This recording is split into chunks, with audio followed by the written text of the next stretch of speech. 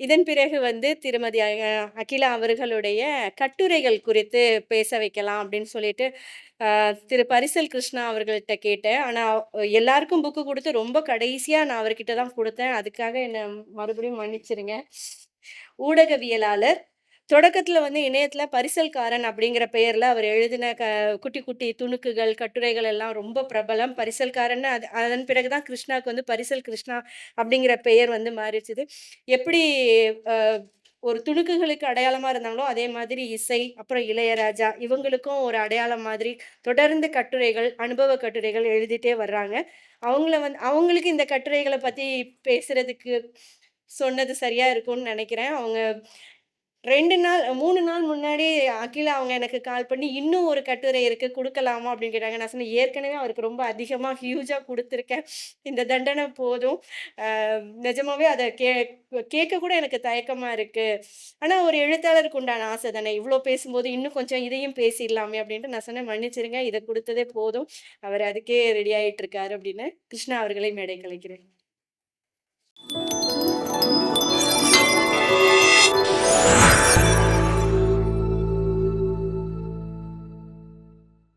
அகிலா அவர்களோட எழுத்துக்களை படிக்கிறது இதுதான் முதல் முறை. அதுக்காக அவர்கிட்ட ஒரு மன்னிப்பு கேட்டுக்கிறேன். எங்கிட்ட கூப்பிட்டு பாலைவனலாந்தர் கேட்டாங்க, நான் சொன்னேன் அப்படிங்கிறதெல்லாம் தாண்டி ஒரு எழுத்தாளரோட ஒரு படைப்பாவது படிக்கணும் அப்படிங்கிறது நான் ரொம்ப வருஷம் முன்னாடி வாசிப்புக்கு வரும்போதே நினச்சிட்டு இருந்த ஒரு விஷயம். மைக் கேட்கல. ஒரு எழுத்தாளரோட ஒரு படைப்பாவது படிக்கணும். ஒரு சிறுகதை படிச்சிருக்கணும், இல்லை ஒரு நாவல் படிச்சிருக்கணும், கவிதை எழுதினாலும் கவிதை படிச்சிருக்கணும். ஒரு எழுத்தாளர் நமக்கு தெரியாமல் இருந்திருக்கக்கூடாது அப்படிங்கிறத நான் ரொம்ப முன்னாடி இருந்து எடுத்துக்கிட்ட தீர்மானம். ஆனால் இந்த 40 வயசாகி எனக்கு அதை பண்ணவே முடியல.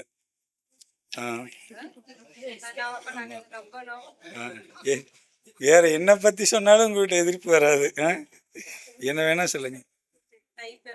ஓகே. அதே மாதிரி பரிசல் அப்படிங்கிறது இது இதை நான் சொல்ல வேண்டிய தேவையில்லை. இருந்தாலும் வயசை பற்றி சொன்னாலும் சொன்னேன். சாவிலெல்லாம் நான் கதை எழுதியிருக்கேன். நான் ஆனால் பிளாகில் தான் என்ன சொல்லுவாங்க, கேபி கிருஷ்ணமாங்கிற பேரில் பத்திரிகைலாம் எழுதிட்டு அதுக்கப்புறம் இதெல்லாம் வேண்டாம் அப்படின்னு, அதாவது இந்த லெட்டர் எழுதி போட்டு கடிதங்கள் எழுதி போட்டு ரிட்டர்ன் அப்படின்னு அந்த காலத்து ஆள் தான் நான்.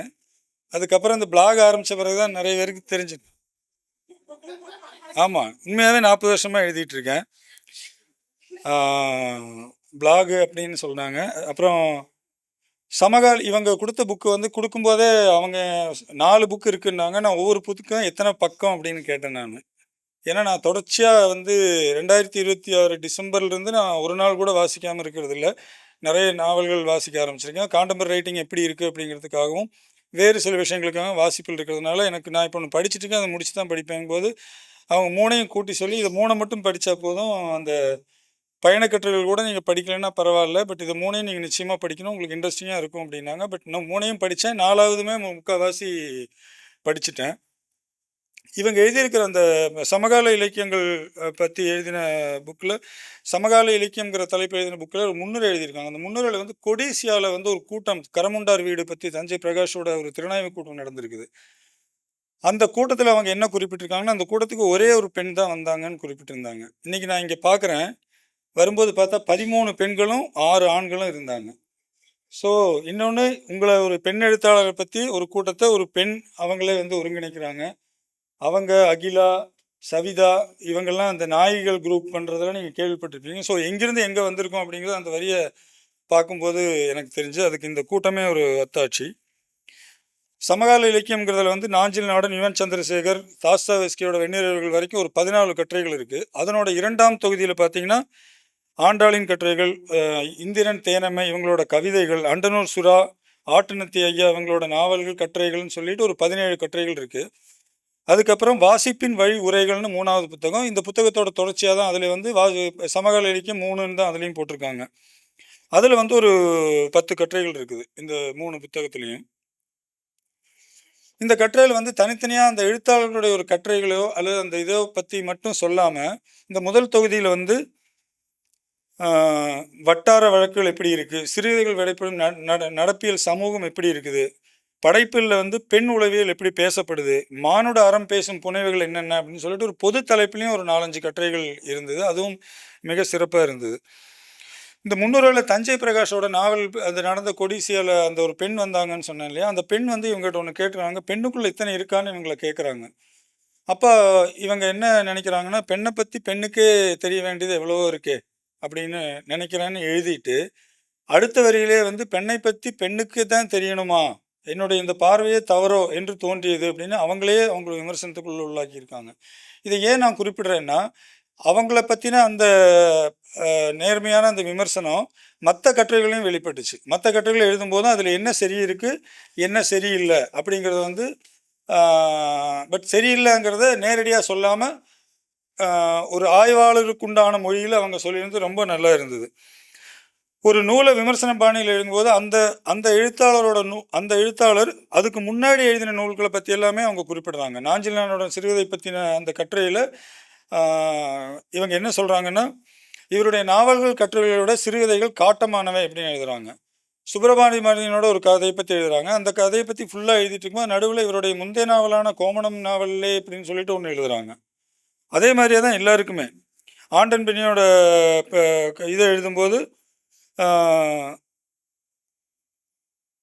ஆட்டனத்தை பற்றி எழுதும்போது அவருடைய முந்தைய நாவலான பசுமை வளையம்ங்கிற ஒரு நூல் என்ன சொல்லிச்சு, அதுலேருந்து இது எப்படி வேறுபடுதுன்னு எழுதுகிறாங்க. ஸோ ஒரு படைப்பாளியை அணுகும்போது அந்த படைப்பாளியோட முந்தைய நூல்கள் என்னென்ன சொல்லிச்சு அப்படிங்கிறதையும் கொண்டு வந்து தான் அதை எழுதுகிறாங்க அப்படிங்கிறதும் ஒரு சிறப்பாக இருக்குது. அதை தாண்டி ஒரு படைப்பாளியை எழுதும்போது வேறு சில படைப்புகளையும் அவங்க குறிப்பிடுறாங்க. இது மூலமாக இப்போ சுஜாதாவை சொல்லுவோம், எஸ்ராவோட துணை எழுத்து சொல்லுவோம், கதாவிலாசம் சொல்லுவோம் இல்லையா, அந்த மாதிரி இவங்களுடைய கட்டுரை தொகுப்புகள் படிக்கும்போது நம்ம அண்டர்லைன் பண்ணி வச்சுட்டாலோ இல்லை நோட் பண்ணி வச்சுக்கிட்டாலோ வேறு சில படைப்புகளையும் அதை என்ன கொண்டு போகுது அப்படின்னு சொல்ல முடியும்.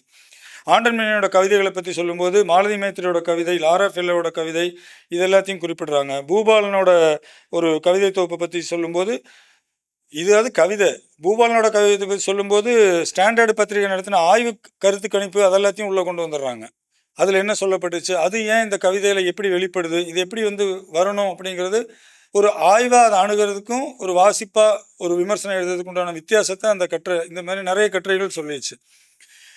இதெல்லாமே வந்து முக்கியமான விஷயமா நான் பார்த்தேன். அதே மாதிரி இந்த 3 நூல்லையுமே நான் முக்கியமாக ரசித்த இன்னொரு விஷயம் என்னென்னா, ஒரு நூலை பற்றி எழுதும்போது அது என்ன வகைமைன்னு எழுதுகிறாங்க, இந்த நூல் என்ன வகைமைன்னு எழுதுகிறாங்க. உதாரணத்துக்கு வந்து சீனிவாசன் நடராஜனோட தாளடி நாவல் நீங்கள் கேள்விப்பட்டிருக்கீங்க. அந்த நாவலை பற்றி எழுதும்போது புனைவும் புனைவற்ற இலக்கியமும் சேர்ந்து செய்யப்படுறதை பற்றி ஒரு குறிப்பு எழுதுகிறாங்க. ஒரு பக்கத்துக்கு மேலே அந்த குறிப்பு இருக்குது. ஃபேக்ட் ப்ளஸ் ஃபிக்ஷன், அதை ஃபேக்ஷன் அப்படின்னு குறிப்பிடுறாங்க.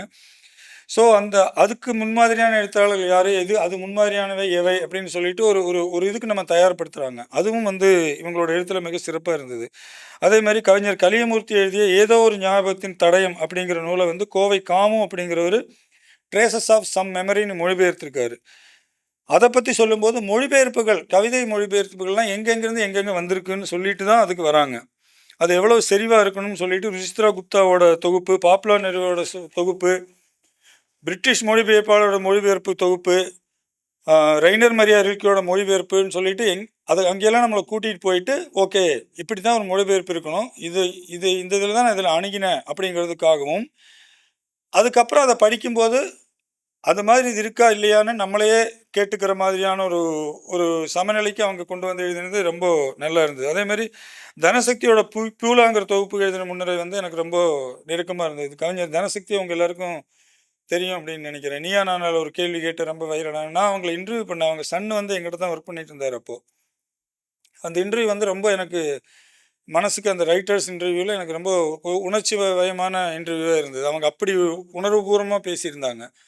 இந்த இந்த அந்த பியூலா தொகுப்புக்கு இவங்க எழுதின விமர்சனமும் அந்த உணர்வை எனக்கு கொடுத்ததுன்னு சொல்லலாம்.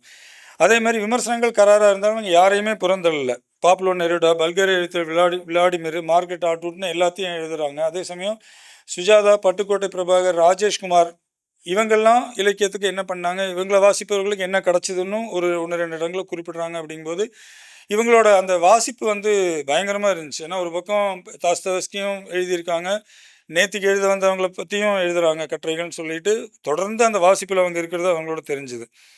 அதே மாதிரி இளம் படைப்பாளிகளோட நூல் குறித்த விமர்சனங்களில் ஒரு விஷயத்த கவனித்தேன். என்னென்னா சில விஷயங்களை அவங்க குறிப்பிடுறாங்க, அதை எழுதுகிற தொனியிலேயே வந்துட்டு அவங்க அதுலேருந்து இன்னும் கொஞ்சம் மாறி எழுதணுங்கிறத அவங்க லைட்டாக கோடிட்டு காட்டுறாங்க. அது கண்டிப்பாக அவங்க புரிஞ்சிக்க முடியும் அப்படிங்கிற மாதிரி தான் இருந்தது. அதுக்கு உதாரணமாக ஒரு பேரை மட்டும் நான் படிக்கிறேன். ஒரு எழுத்தாளரை பற்றின, ஒரு இளம் எழுத்தாளரை பற்றின ஒரு நூலில் குறிப்பில், வாசகனால் ஒரு படைப்பாளி உணர்வுபூர்வமாக மட்டுமே அணுக முடியும், புரிந்து கொள்ள முடியாது. விமர்சகனால் மட்டுமே அந்த உணர்வுகளுக்கு ஒரு தர்க்க வடிவை அளிக்க முடியும். தர்க்க ரீதியாய் நிலைநிறுத்தப்படாத எழுத்தாளன் ஒரு விதத்தில் அனாதைதான். மாபெரும் படைப்பாளியோ எளிய படைப்பாளியோ அவரை பற்றி ஒரு சில வாக்கியங்களில் அல்லது ஒரே வரியில் வரையறுக்க சமூக தத்துவார்த்த ரீதியில் அடையாளப்படுத்த முயல வேண்டும். அப்போதுதான் அவரது படைப்புகள் வெல்லும். சுவாரஸ்ய எழுத்துக்களின் கட்டம் முடிந்து அடுத்த கட்ட இலக்கியத்துக்கான தேடலே படைப்பாளியை மேம்பட்ட இலக்கு நோக்கி நகர்த்தும். தன்னை உடைத்து வார்க்காமல் இருப்பது இலக்கியமும் அல்ல, அவர் இலக்கியவாதியும் அல்ல. இந்நூலாசிரியர், அதில் பெயர் குறிப்பிட்டிருப்பாங்க, இந்நூலாசிரியர் சராசரி நாவலின் கணிப்பை கடந்து ஆழமான அதிகமான சமூக அக்கறை கொண்டு எழுத்துக்கள் படைத்து அடுத்த கட்டம் நோக்கிய நாவலுக்கு தயாராக என் மனமார்ந்த வாழ்த்துக்கள் பண்ணியிருந்தாங்க. நாவலை கரெக்டாக சீர்தூக்கி பார்த்துட்டு சமூக அக்கறைங்கிற தலைப்பில் இப்படி எழுதியிருந்தாங்க.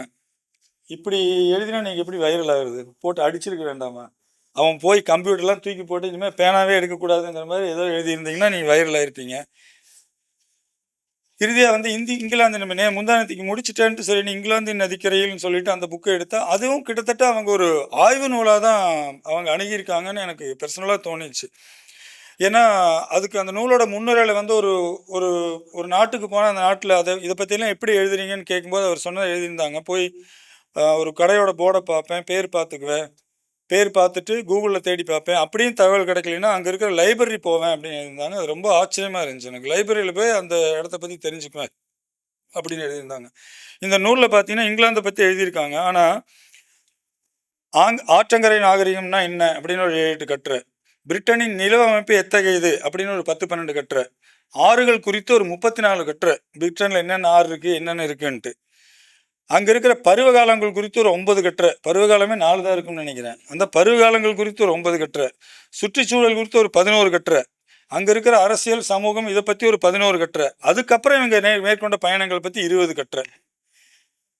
இவங்க வந்து நார்மலாக ஒரு புக்கை எப்படி படிப்பாங்கன்னு என்னால் கற்பனையே பண்ணி பார்க்க முடியல. ஒரு குமுதம், விகடன், முத்தாரம், வண்ணத்திரையெல்லாம் எடுத்தால் இவங்க இதை எப்படி படிப்பாங்கன்ட்டு இதை படித்து பார்க்கும்போது எனக்கு இது எப்படி புக்கை படிப்பாங்க அப்படின்னு. ஏன்னா இப்போ அதில் பார்த்தீங்கன்னா உடைகள் எப்படின்னா, உடைகள் என்னென்ன எப்படி என்னென்ன வகைகள்னாலாம் கொஞ்சம் எழுதுறாங்க. அப்புறம் பெற்றோர்கள் குழந்தைகள்னு குழந்தைங்க வந்து பேசிச்சு அப்படிங்கும்போது அந்த குழந்தை வந்து ஷி ஹாஸ் 3 மாம்ஸ் அப்படிங்குது. அப்படின்னு சொல்லும்போது அந்த நாட்டோட நாகரிகம் அவங்க ரொம்ப இயல்பாக எடுத்துக்கிறாங்க. இது நம்ம ஊரில் எப்படி இருக்குன்னு சொல்லிட்டு அந்த நாகரிகத்தை பற்றி கொஞ்சம் எழுதுறாங்க. பூச்சி வகைகளெல்லாம் ஏதோ ஒரு பூச்சி கடிச்சிருச்சு, அதுக்கு பூச்சி வகைகள்லாம் என்னென்னு கொஞ்சம் எழுதியிருக்காங்க. அப்புறம் அங்கே இருக்கிற பறவைகள் என்ன, இருக்கிற நதி என்ன, இல்லாத நதி என்ன, போன நதி என்ன, போயிட்டுருக்கிற நதி என்னன்னு கொஞ்சம் எழுதியிருக்காங்க. அப்புறம் குழந்தைகளோட உலகம் எப்படி இருக்குன்னு கொஞ்சம் எழுதுறாங்க. அப்புறம் அங்கே போய் ஒரு கொடுமை பாருங்க, அங்கே போய் இவங்க ஒரு படம் பார்த்துருக்காங்க, இந்தியன் 2. என்ன அது அவங்களே எழுதியிருக்காங்க. கொஞ்சமும் பார்க்க இயலாத ஒரு திரைக்கதை அப்படின்னு அவங்களே எழுதியிருக்காங்க. ஆனால் அங்கே போய் இன்னொன்று பார்த்தீங்கன்னா அங்கே இருக்கிற ஹை ஃபோர்ஸ் வாட்டர் ஃபால்ஸ் தான் அவங்களோட பிறந்த நாளை கொண்டாடி இருக்காங்க. அந்த அனுபவம் ரொம்ப நல்லாவே எழுதியிருந்தாங்க, சூப்பராக இருந்தது. அதே மாதிரியே ஒரு கடற்கரையில் வந்து விட்பி கடற்கரையில் புகைப்படங்கள் எடுக்கக்கூடாதுன்னு சொல்லி எழுதிட்டு அது அங்கே எந்த போர்டுலையும் இல்லை. ஆக்சுவலாக அங்கே இருக்கிற மக்களோட நாகரிகம் அதுன்னு எழுதியிருந்தாங்க. அது ரொம்ப நல்லா இருந்தது. ஏன்னா அங்கே நிறைய பேர் வராங்க, அவங்கள அங்கேயே ட்ரெஸ் மாற்றுறாங்க, ஸ்விம் ஷூட் போட்டுட்டு இப்போ சன் பாத் எடுப்பாங்க. ஸோ அங்கே யாரும் ஒன்றும் சொல்லலை. ஆனால் வந்து மக்களே வந்து கேமராவில் ஃபோட்டோ எடுக்கிறது அப்படியே நீங்கள் எடுத்தாலும் இதை நான் இங்கே ரொம்ப ஃபாலோ பண்ணுவேன். என்னோடய ஃபோனில் வந்து பேக் கேஸ் வந்து க்ளோஸ் கேஸ் தான் வச்சுருப்பேன். ஏன்னா நம்ம ஃபோனை பிடிச்சிருக்கோம் முன்னாடி இருக்கிறவங்க ஃபோட்டோ எடுக்கிறேன்னு நினைப்பாங்களோன்னு எனக்கு தோணும். அதனால் நான் பேக் க்ளோஸ்ட் கேமரா தான் வச்சுருப்பேன். ஸோ எனக்கு அது ரொம்ப நெருக்கமாக இருந்தது. ஏன்னா அதில் என்ன எழுதியிருந்தேன் எடுக்கலாம் சார். அவர் அவர் என்ன எழுதியிருந்தாங்கன்னா, அப்படியும் வந்து உங்கள் நினைவுகளுக்காக ஏதோ ஃபோட்டோ எடுக்கும்போது அந்த ஃபோட்டோக்குள்ளே மற்ற ஆட்கள் வராத மாதிரி அவங்க பார்த்துக்கிறாங்க. நீங்கள் அங்கே இருக்கிற யூடியூப், நான் டிஜிட்டல் ஹெட்டாக இருக்கேன், அங்கே இருக்கிற யூடியூப் சேனல்லாம் நீங்கள் பார்க்கலாம். பப்ளிக்கில் ஒரு இதை எடுத்தால் மற்ற ஃபேஸஸ் எல்லாம் ப்ளர் பண்ணியிருப்பாங்க. இங்கே இன்னும் இது வரத்துக்கு எவ்வளோ காலமாகும்னு தெரியல. அது ஒரு நல்ல விஷயமா இருந்தது. அதே மாதிரி அந்த ஐரா ஃபால்ஸில் வந்துட்டு நாய்களை கொண்டு வரதுக்கு உண்டான தடைகள் வந்து ஒரு போர்டு போட்டிருந்தேன்னு எழுதியிருப்பாங்க. ரொம்ப இன்ட்ரெஸ்டிங்காக இருந்தது. அந்த நாய் என்னென்ன பண்ணணும்னு சொல்லிட்டு அங்கே எழுதி போட்டாங்க. அந்த நாய் நீ உட்கார சொன்னால் உட்காரணும், நிற்க சொன்னால் நிற்கணும், நடந்தால் நடக்கணும், எந்திரிக்க போச்சுன்னா எந்திரிக்கணும், இதைத்தான் அது சாப்பிடணும்னு சொல்லி அந்த ரூல். இந்த மாதிரி நாயாக இருந்தால் மட்டும் கொண்டு வாங்க அப்படின்னு அங்கே ரூல் போட்டிருந்தாங்க அப்படின்னு இருந்தது. அதே மாதிரியே வந்து இவங்க வாக்கிங் போயிட்டு இருக்கும்போது ஒரு நாய் ரொம்ப கத்துது. அப்போ வந்து அவங்க வந்து டோன்ட் வரி, அது ரொம்ப நல்ல நாய் அப்படின்னு சொல்லிட்டு நாட்டி கம்மியாருங்கிறாங்க. நல்ல நாய்னா ஏமா நாட்டின்னு பேர் வச்சா அப்படின்னு. அப்படின்னு எழுதியிருந்தாங்க. ஸோ அதுவும் ரொம்ப இன்ட்ரெஸ்டிங்காக இருந்தது. ஒரு எழுத்தாளரோட படைப்புகள அப்படின்னு பார்க்கும்போது, வழக்கமா வந்து அந்த எழுத்தாளர் எப்படி எழுதியிருக்காங்கன்னு நான் பார்ப்பேன். பட் இவங்களோட புத்தகங்கள்லாம் படிக்கும்போது, இவங்க எப்படி வாசிச்சிருக்காங்கன்னு தான் எனக்கு ஆச்சரியமா இருந்தது. ஏன்னா எல்லாத்துலயுமே ஒரு ஒரு 10, 15 நோட்ஸ் இருக்குது. அ அது அதுக்கு அதுக்கு அவங்க எவ்வளோ தேடியிருப்பாங்க, எவ்வளோ படிச்சிருப்பாங்க அப்படிங்கிறது இருந்தது. அதே மாரியே வந்துட்டு ஒரு வாசகர், ஒரு விமர்சகர், ஒரு சமூக அக்கறையாளர். இந்த 3ஆவும் இருந்தா மட்டும் தான் இவங்களால இப்படி எழுத முடியும். ஈவன் ஒரு பயணக் கட்டுரையில கூட அவங்க அப்படி எழுதியிருக்காங்க அப்படிங்கும்போது, இந்த 3 நிலையிலிருந்து அத பார்த்தா தான் எழுத முடியும். இந்த 3யும் அவங்க சமநிலைப்படுத்தியிருக்காங்க அப்படின்னு சொல்லி தான் நான் பார்க்குறேன். எ அவங்களோட நூல வாசிக்க எனக்கு வாய்ப்பு தந்த பாலைவன லாந்தருக்கு மிக்க நன்றி. தொடர்ந்து அவர் நிறைய எழுதணும். இந்த கூட்டத்துக்கு வந்திருந்த நண்பர்களுக்கும் மிகவும் நன்றி. வணக்கம். திரு பரிசல் கிருஷ்ணா அவர்களுக்கு நன்றி. நான் என் பொண்ணோட ஹோட்டலுக்கெல்லாம் போனோன்னா, என் பையன் அவங்களோடலாம் போனோன்னா, ஃபர்ஸ்ட்டு ஆர்டர் பண்ணி அது வரதுக்குள்ளயே பாதி உயிர் போயிடும். அது வந்ததுக்கப்புறம் என் பொண்ணு ஒரு வேள இப்படி கைய காமிச்சுட்டு உட்காந்து எல்லாத்தையும் அடுக்குவா. அதுக்கப்புறம் ஃபோட்டோ எடுப்பா. அவ என் பொண்ணு கல்யாணம் ஆனதுக்கு பிறகு பையன் அந்த பொறுப்ப எடுத்துக்கிட்டான். அவன் வந்து அடுக்கிட்டு இருக்கும்போதே நான் சாப்ட்டுருவேன். என்ன ஒரு மொறப்பான். நமக்கெல்லாம் வந்துட்டு இந்த அளவுக்குலாம் பதிவு பண்றதுக்கு கஷ்டம். அதே மாரி இப்ப நாங்க எங்கேயாவது வெளியில டூருக்கு எங்கேயாவது போனோம்னா, ஃபோன தான் முதல்ல அவாய்ட் பண்ணுவோம். அந்த இடத்த பார்க்கணும். எனக்கு வந்து அந்த விசிபிள் ரொம்ப முக்கியம். அத பார்த்துட்டு அத நீங்க எழுதியிருக்கீங்கன்னா, எனக்கு புரியல. நீங்க பார்த்தீங்களா? எழுதுனீங்களா? அப்படிங்கிற மாதிரி. அந்த அளவுக்கு நீங்க உள்வாங்கி இருக்கீங்க. அகிலா அவர்களே.